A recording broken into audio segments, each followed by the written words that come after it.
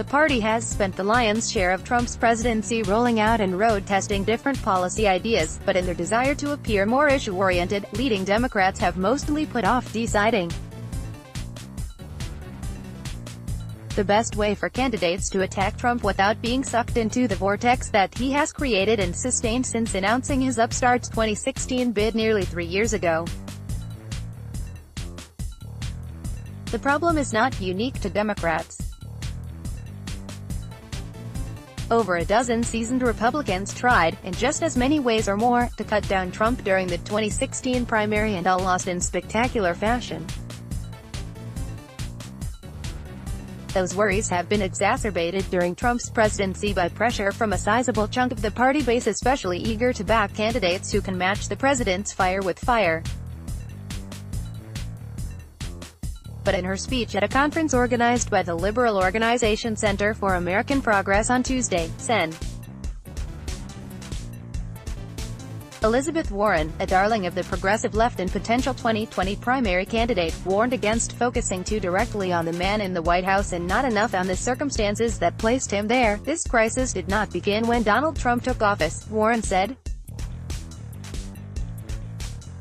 Men like Trump only wind up in power when democracies are already decaying. Her nuanced argument balanced Democrats' desire to speak out about the man who is consuming so much media coverage with the reality that most voters, as they head to the polls this year, want to hear more about issues like healthcare, wage stagnation and voting rights. A lot of folks say that Democrats shouldn't get distracted by that stuff. Inside baseball, they say. Process issues, they say. No one cares, they say. I disagree, she said, before deftly pivoting to one of the party's primary legislative aims, countering the effects of partisan gerrymandering. Democrats believe in a fair fight, and making sure that districts aren't drawn to cut out one party or the other is a critical first step, she said, talking up the work of former Attorney General Eric Holder, who helms a new Democratic organization called the National Democratic Redistricting Committee. We can do this, and we must do it, but other Democrats were blunter in their prescription for how the party should handle Trump as it attempts to regain control of Congress this fall. We're not going to see continued success if we spend our whole time bemoaning the fact that he's there, Minnesota Sen. Amy Klobuchar said of Trump in the White House.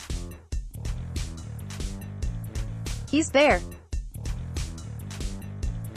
And we have to present an alternative. She then turned to the interactions she's had with voters in 2018, conversations she described as markedly different from the nightly roundtables on cable news programs. They are not asking me about Russian bots. Okay, she said while speaking on a panel moderated by MSNBC's Chris Hayes.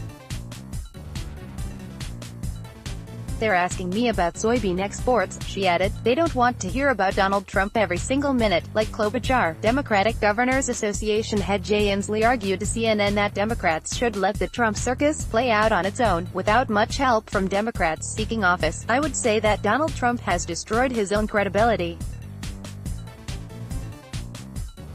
He doesn't need a lot of help from us, said Inslee, the governor of Washington state. What we need to do is to fashion, articulate and communicate a positive, optimistic, visionary message of economic growth for everybody in our community. And we are doing that. That's what we need to focus on. He added, what you hear in your profession right now is going to be very different from what you hear from our candidates, Sen. Sherrod Brown, an Ohio Democrat who is up for re-election this fall in a state that Trump won in 2016, made a similar point to trust voters to make a judgment on Trump.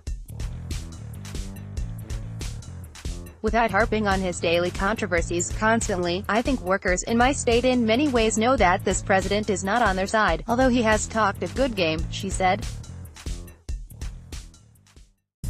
And it is my job to show that I am. For every Democratic officeholder or activist who addressed the complications that followed Trump, others all but ignored him and focused on the avalanche of new and revived liberal policy ideas that have been bouncing around on Capitol Hill since the president took office.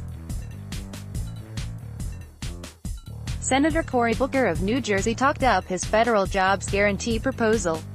Rep. Joe Kennedy III from Massachusetts besieged the academics and liberal donors in the room to keep focused on healthcare policy ideas. Senator Chris Murphy of Connecticut, on stage with two young survivors of gun violence, pushed for stricter gun laws. Sen. Bernie Sanders, in a speech titled "Breaking Up the Oligarchy," railed against the outsized and growing influence of the billionaire class in American politics, spicing up his usual fare with some sharp words on racial inequality and the criminal justice system. "We need to stop imprisoning people for smoking marijuana and for being poor and start prosecuting the crooks on Wall Street whose greed, recklessness and illegal behavior caused the greatest economic downturn since the Great Depression 10 years ago," Sanders said, only mentioning Trump a few times, twice in the context of what Republicans are doing on Capitol Hill and never with a focus on the salacious headlines plaguing his administration. Sanders has been a frequent critic of the media's focus on Trump's personal foibles, arguing that they distract from issues that actually matter to voters. Too much attention is given to sensational issues like Stormy Daniels, or who Trump fired yesterday, or the latest tweet that he sent out today, Sanders said at a discussion on racial and economic justice at Duke University in North Carolina last month. And they are not talking about the broad issues that impact tens of millions of Americans. Democrats are well aware of the importance of this debate and the risks faced by the party if they can't hammer out a coherent and persuasive argument against Trump personally, and, more to the point, the policies he and Republicans are currently implementing. At one point in the discussion with Brown, the senator acknowledged that all of the ideas being discussed on stage would remain conversation pieces if Democrats fail again to deliver at the ballot. "We've got to win elections," he said, frankly, to do all these things.